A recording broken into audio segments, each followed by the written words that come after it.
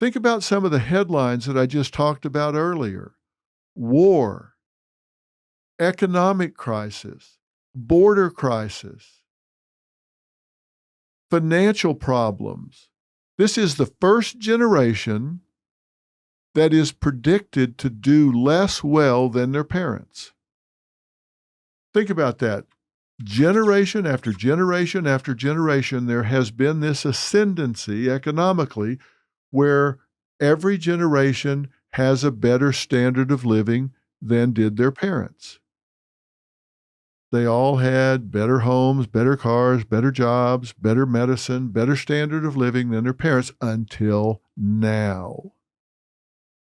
And now we're telling the young people, you're probably not going to be able to afford a home, certainly not one like you grew up in, even when you get to the age that your parents were when they acquired this home. You're not going to be able to drive cars like your parents drive. You're not going to be able to take trips like you went on with your parents on vacation. If you have children, you're not going to be able to give them the life your parents gave you.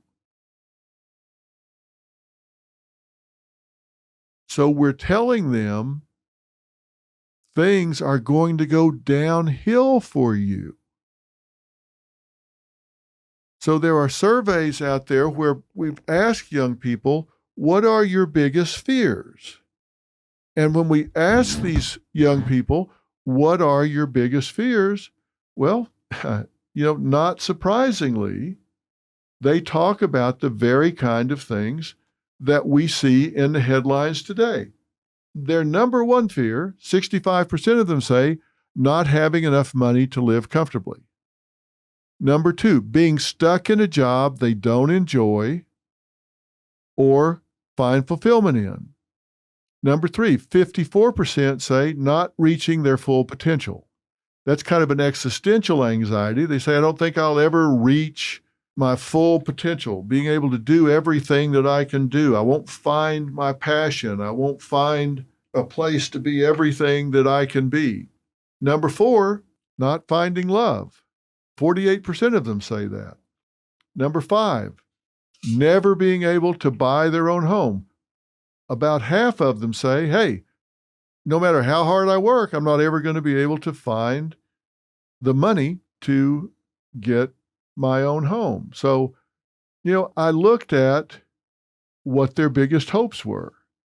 And their biggest hope was owning their own home. Two was full financial freedom and independence where they didn't have to rely on their parents or anyone else.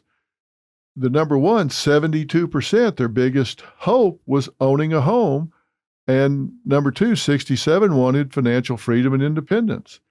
Three, they wanted to excel in their career. They wanted to be able to travel the world, number four, and pursue interests and hobbies. Number five, they wanted the same things that we all wanted.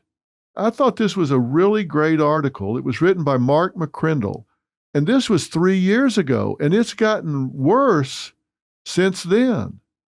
But this was written 3 years ago. If you want to read it, it's Gen Z's Top Hopes and Fears by McCrindle at mccrindle.com.au. You can see we've got these young people scared. They're saying, I'm not going to have enough money to do what I want to do. I'm not going to be able to live comfortably. I'm not going to be able to have a job I care about. I'm going to have to sell out and get stuck in something I don't want to do. What are we doing? Why are we scaring these young people to the point that we're robbing them of their hope? We're robbing them of their passion. What a terrible way to grow up.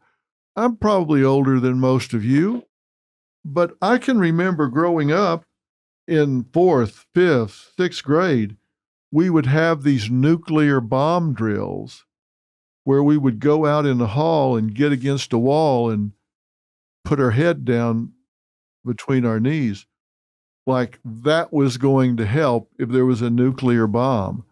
Who are you kidding? I can remember thinking even then that if there was a nuclear blast within 100 miles of our grade school, I thought, has anybody really seen any of the films of what happened in 1945? Did these teachers not look at the newsreels of what happened in Hiroshima or Nagasaki? That going out in the hallway and kneeling down is not going to help. I thought, do they think we're stupid? I even asked that in class one day and got sent to the principal's office. They were scaring us with all of that, but we're talking about it all the time. We talk about the climate crisis here, global warming, all of this. Look, I agree with everything they talk about. I have grandchildren. They're 14, 12 and a half, 3 and 2. I want them to grow up in a great world.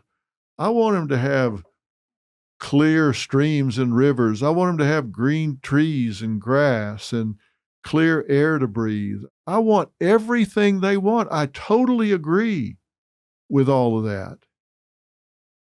I'm just questioning, why do we need to catastrophize and actually lie to them about what's going to happen in 8 years? I've heard people talking about, well, listen, you don't make these changes, your children are going to be dead in 12 years, going to be dead in 10 years, so what difference does it make what it costs? That's not true. There's people been saying that. They're like these people on the corner with the world is going to end tomorrow, and their sign is so beaten and battered and tattered you can barely read it. Obviously, that didn't happen. Obviously, it's not that catastrophic. That doesn't mean we don't need to work on it. We do need to work on it. Fear is not a great motivator. It's pulling together, setting some reasonable goals that we can attain, working on them and rewarding ourselves when we make progress.